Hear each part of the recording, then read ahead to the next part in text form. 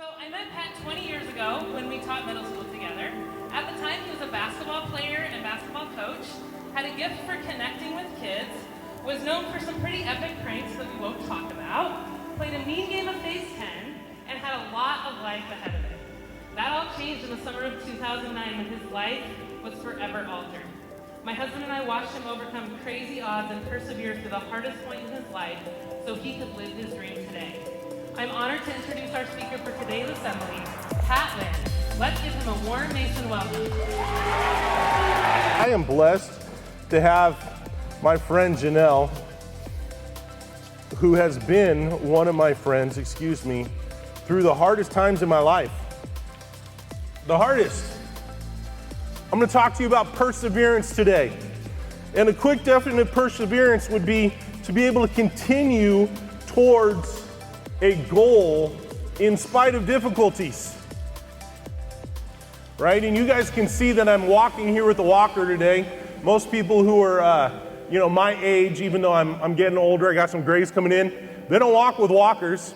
And so clearly I've been through some things and some hard times. But your ability to persevere through things is what makes the difference. How many of you guys have a dream in this room? Let me tell you something about dreams. I am living my dream right now. That first picture up there, I don't know if that's where you were at. That's my wife. This is Jennifer. I had a dream to be a husband and a father, and one day I was told that the possibility of being a husband and a father, it probably wasn't going to happen. My next picture is my kids. And I have to kind of preface these for Miss Brown because I don't have a clicker, but here's the deal. I have wanted to be a father my entire life, and you can see my kids on here. Kennedy is my oldest. She's sitting down in front of us. Looks like she's upset about something. This is us camping last year. I have Emma in my hands, and my little boy James, who's 2, he's sucking on some apple juice, I'm pretty sure. And then I got a picture of my kids just sitting there after James was just born. And you know what? I love being a dad. I love it. It's crazy. I love playing with my kids. I love every bit of being my kids, except for something happened yesterday. I'm not sure I'm ready for it. Emma, she's like super opinionated. We're watching Trolls. How many of you guys have seen Trolls? Right? Okay.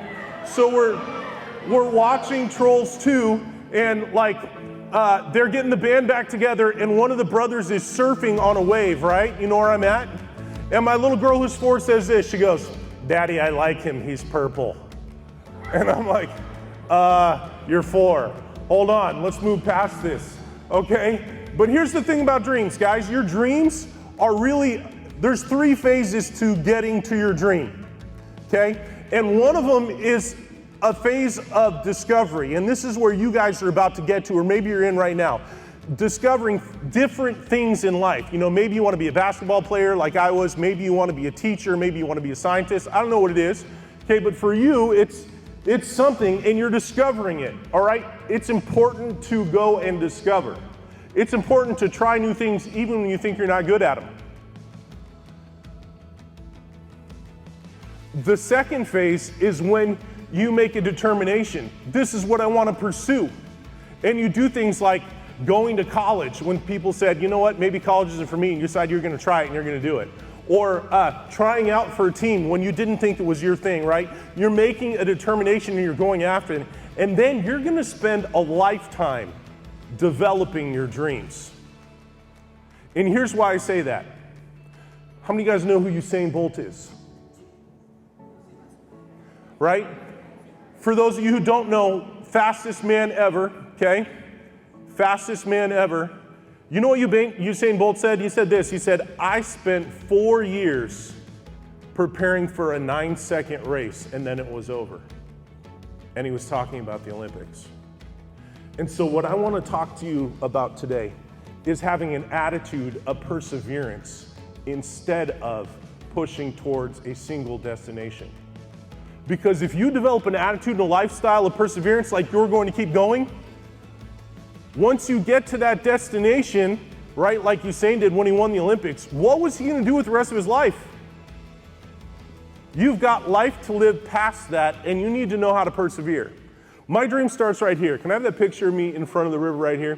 This is the last picture ever taken of me standing up and not using a walker. Guys, there's two kinds of change that happen to us in life, and I'm holding up 3 fingers because that was really good, but here's 2, okay? 2 kinds of change. There is change that we cannot control and it's kind of thrust upon us. Like if you went home today and your parents said, hey, you're moving, or we're going to a different middle school, or something like that. You have no control over that change, okay? And then there's change that you decide to do and to make, to make a change in order to do something positive. And those are great changes, like when you decide to take a class that you didn't think you could take, or to try out for a sport, or play an instrument that you didn't think you could do. That's awesome. But how do you react when change happens that wasn't your choice? Here's my change. I remember this moment. Just a moment earlier, I was talking to the young man who's holding me in this picture.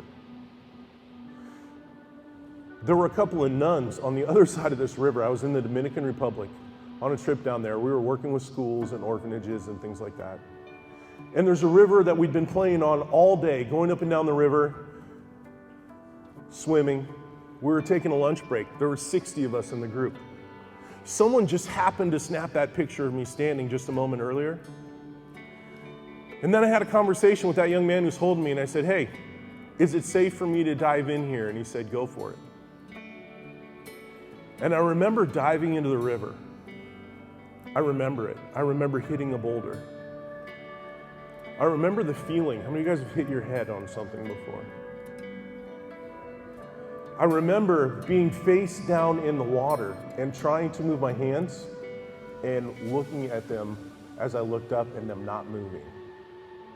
And then looking at my feet and them not moving. It was a crazy moment of change. I was totally paralyzed for almost 2 months.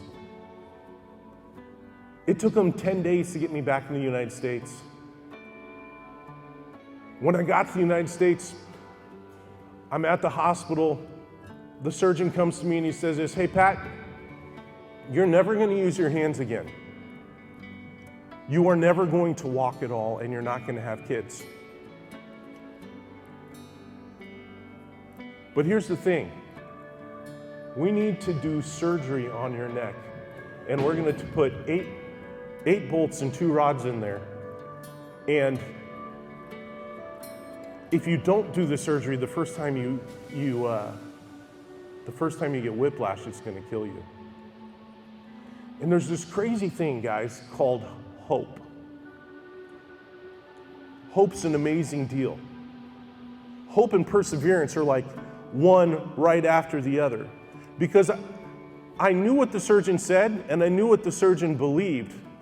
But there will be people who come into your in life and tell you things like, this isn't going to happen, or don't try it, don't try to improve, don't try to move.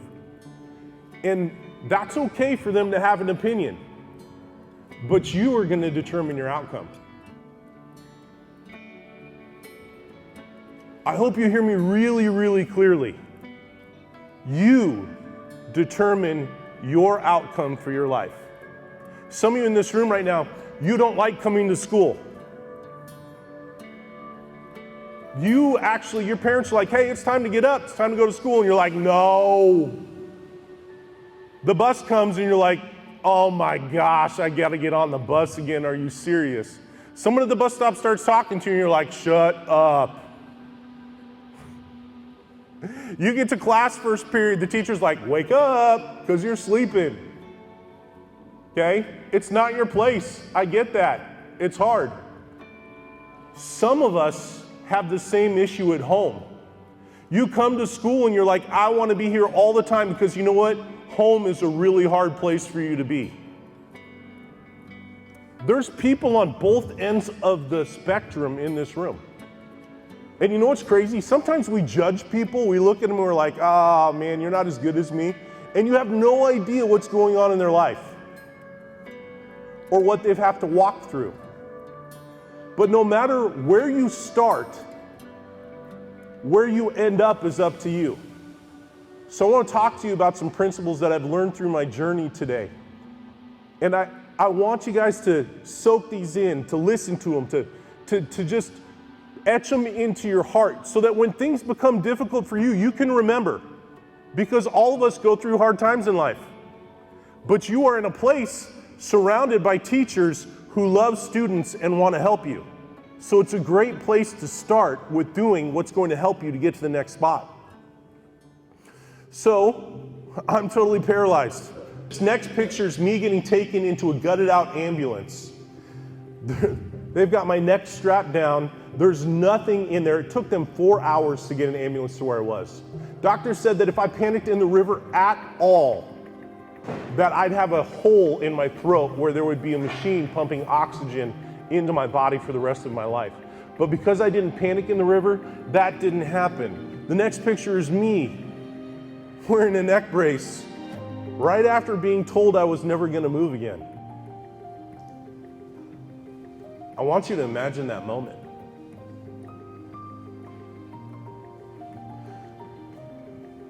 When things come against us that tell us that we're not going to get to where we want to be, we need to know how to persevere. The next picture on here is my first day of physical therapy. Maybe you've tried out for a sports team before and you've gone and you're like, hey, I'm not as good as those guys. I don't want to, or girls, I don't want to come back, and you quit.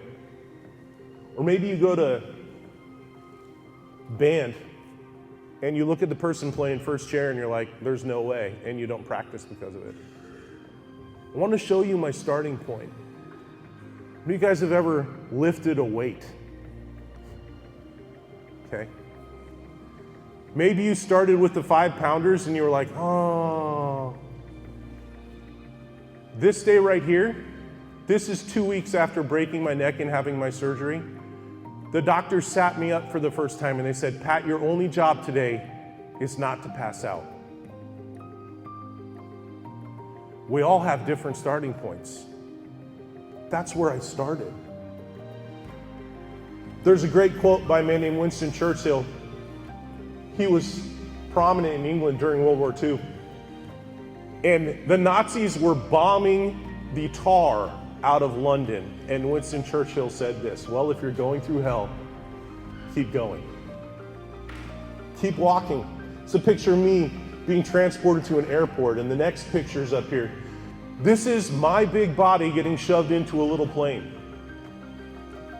You're like, hey, plane ride's awesome. Oh no, I didn't see anything. Because you can see, I'm just looking at the ceiling. For more than 2 months, I looked at ceiling tiles. Next, there's a picture of me.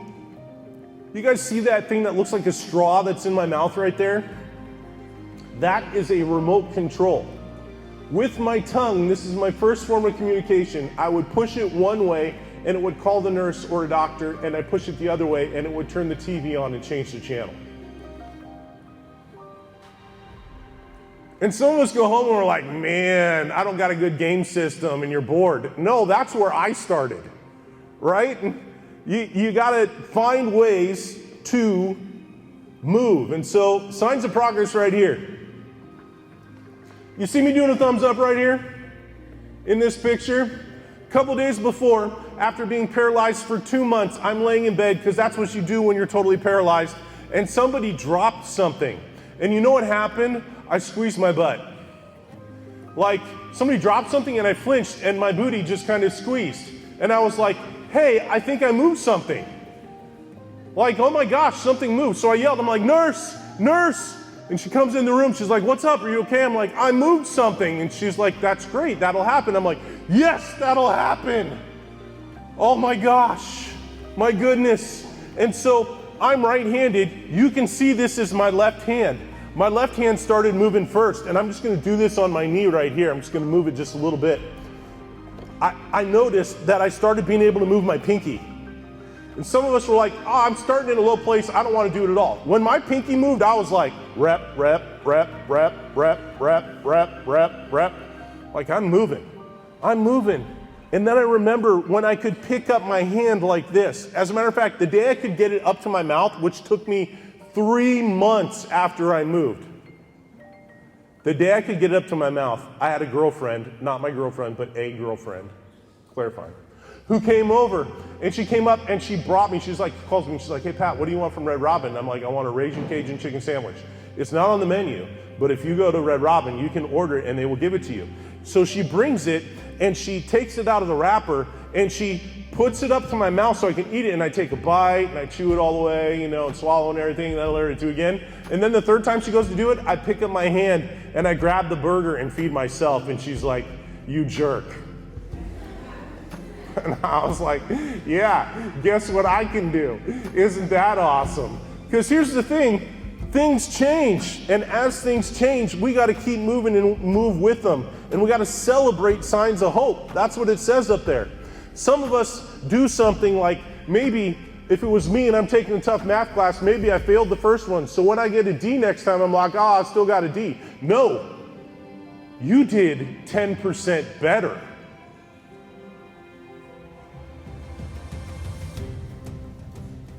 If you try to get 1% better at something every day, by the end of the year, you'd be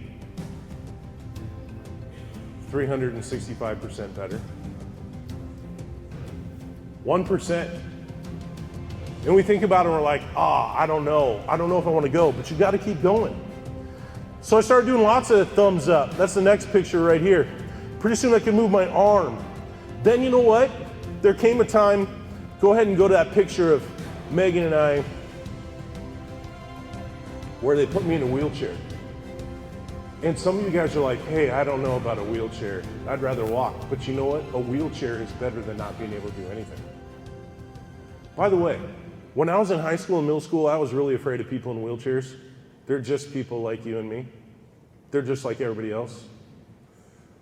Don't not have a relationship with somebody. Don't not be nice to somebody. Don't be afraid of someone because they look different than you do. Take them in and try walking in their shoes. I have a really good friend in the upper right-hand corner, her husband. They came and got me and took me to a UW game one time, and that's a terrible picture, but that's Miss Brown right there. My sister taking me to a Seahawks game. So they put me in this wheelchair, and they're like, letting me ride around the floor of the hospital. I'm on the 8th floor of the University of Washington in Seattle. And I asked them, I'm like, hey, can I go outside? And they're like, Pat, as soon as you can push the button on the elevator, you can go outside. You know what I was doing for the next 7 days? I was the annoying guy at the elevator. Oh yeah. I'm like driving over there with my left hand, and I'm like, if I can just move my left hand far enough to get my pinky to touch the button right there. For 6 days, it didn't work, guys. I'm not talking about huge things. I'm talking about pushing a button for an elevator. Then you know what happened? On the 7th day, I pushed the button and the door opened, and I was like, whoa. Because I'd pushed it so many times and not seen it open, I was like, it's never gonna open. And then it did. So I got in the elevator and went downstairs, went outside, and I was like, people are still alive, this is amazing. And you know what's funny about this? When I came back to the elevator, I couldn't push the button again. So I had to ask somebody to help me push the button so I could go back upstairs. This is a picture of my nephew on the next one sitting on my lap, and this is just after I was started going outside. And I'm sitting out inside and realizing this. When we have problems, we like to think that we're all by ourselves. We look at our problem, we take it, we put it in our hand, we squeeze it. We just like, oh, my problem, it's just right there. This conversation that I had, or this fight that I had, or this test that I have. And it's all you see, and what we forget is that there's still people around you and life going on around you. And we need to remember that. We need to hold our problems like this. That makes it easier for them to come out of our hands. A couple months later, there's a picture of my feet here. And you might be looking at that and saying, well, that's kind of weird, it's just a picture of your legs.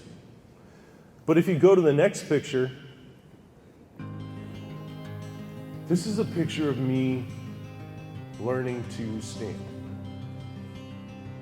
And I want you to notice something that's really important about this picture. I'm not learning to stand by myself. I'm 6'8". If I'd fallen, I would have felt bad for one of those ladies around me. But each and every one of them had a job. There's a girl with her back to us. Her whole job is to make sure my knee doesn't fall out. And if I didn't have the help of all of those people, I wouldn't have got to the dream of being able to walk. Who's in your life right now that is trying to help you fulfill a dream, pass a class, do better at a sport, be a better musician, that you're kind of pushing away and saying, I don't know if I need help? You might want to rethink it. We need to lean in when others want to give us help. The next picture is a picture of me 6 months later learning to stand by myself. This guy's helping me, but it's my first time standing up out of a wheelchair after being told that I would never walk or use my hands or use my feet. The next picture is the same man teaching me how to use crutches a short time later. Perseverance will carry you if you're willing to persevere. If you don't think I had hard days in the middle of this and it was difficult, you're wrong. There are lots of days where I thought this isn't going to happen and I don't know if I can do this, or I'm good enough, or it's going to make it. There are days that I thought, why didn't I just die in the river? But I didn't, and since I'm still here, I'm still persevering. Some of you guys have fears that you need to face. I was really afraid of the water after breaking my neck in the water. You might say, well, that's reasonable. This is me getting my scuba diving license in a pool a couple years after my accident with the help of some friends.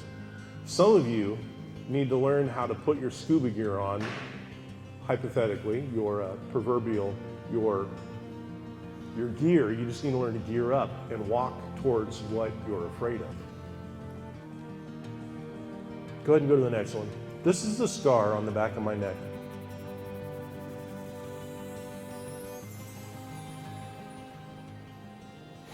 It's still there. Some of the people in this room have had horrible things said to them or done to them. And you don't know how to deal with it. We all need to learn how to let our scars heal. Part of letting your scars heal is talking to people who can help you with your scars. Going to a school counselor or a teacher or a community leader or a doctor and saying, hey, this is what's hard for me. Or possibly it's your parents. Please help me with this scar. And then instead of itching it all the time and staring at it like I talked about here, open your hand like this and watch it go. Go ahead and go to the next one. For your dream to come true, you're going to need to invest significant and consistent time into your dream. This is me walking 2 miles on the 2-year anniversary of being told I'd never walk again. Now I'm going to be honest, I walked down the hall today and I don't want to walk anymore because I'm a little out of shape at the moment. But you know what? I didn't get to be able to do this by sitting. I had to be active. I had to take a roll. I had to walk every day. And I had to be okay with where I was. I had to say, you know what, if I have to use a walker to do it, I'm going to use a walker to do it. That's a tough thing to do, but I know that each and every one of you in this room can do it. Janelle, go to the next one. You need to make your dream a priority in your life. Since I broke my neck, one of my dreams has been to do assemblies like this, to share hope with people and help them to get past the things that they struggle with. This is me sharing my dream a few years ago with some kids that I love here in the Tacoma area, who now I think are actually both doctors. So they're older. But I've been doing this for a long time because you know what? When we persevere in our dream, it's a lifetime of development. And so this is what I do. And here's my kids. I put this one in color because sometimes we need to see the vibrance of our dreams. I want to give you guys a few things to walk away with today. There's 3 paths that we typically walk in life when we're pushing towards something. The first one is the overconfident path. Someone who's on the overconfident path, they're naturally talented at what they do. They're really prideful about what they're doing. They start out really fast and they're good at it, but they have an average or subpar work ethic. Your work ethic is your determination to get better at whatever you're doing. These people struggle to listen to advice or change habits when their natural talent doesn't get them further. Some of you may be really good at a sport and you go there and you're like, I'm so much better than him, or I'm so much better than her. You may do the same thing in an art class and you may have those feelings, but then when a teacher or coach says, here's something you need to work on, you're like, I'm really good at this. That will catch you. People who do this, you need to be willing to sit back and say, hey, I need to take advice and be coachable just like everyone else so I can keep going to the next spot. The next path is the path of someone who's underconfident. People who walk this path, their skills might be less, but they have low self-esteem, and you're like, I don't know if I even want to try. And other people are like, oh, please try. You might have a coach or a teacher sitting there saying, hey, I really want you to try, but you're not going for it. When you try, you will be encouraged by success. People in this spot, they struggle to accept constructive criticism because they think it's hard and maybe it won't really help them. But you know what? It will. So if you're one of those people in the room who's like, I don't know if I can even give it a shot, give it a shot. And then there's a path that we all should be on. And this is the path of humility. Sound humility. People with sound humility see themselves as a work in progress. They go every day to each class, in every sport, in every activity with open ears like, hey, what can I learn today? When someone gives you advice, you think about it. When things stop working for you, you sit back and you're like, how can I change this so that it gets better? In other words, in basketball terms, because that's what I do, if your shot isn't working, you figure out how to change your shot and accept that it's not working so that your shot can improve. Guys, this is a path that will take you far. You want to get to your dream? Just a picture of me with my family. One of my family members is here today. Her name's Anna. Everybody say hi, Anna. She's helped me get to my dream. I want to give you some things here. Spend time with people who are invested in your success. I have a picture of my family there because they were invested in my success. Maybe for you, that is your family, or maybe it's a coach, maybe it's a teacher. I don't know. It could be someone else. But find people who want to invest in you being successful and spend your time there. Number 2 is spend time in places that represent your success. I spent 15 years in Tacoma, and I know that there are places in Tacoma that you could go that would not help you be successful. I know that there are street corners, there are houses, there are clubs that you could be spending time in that won't help you progress towards your goal. So why go there?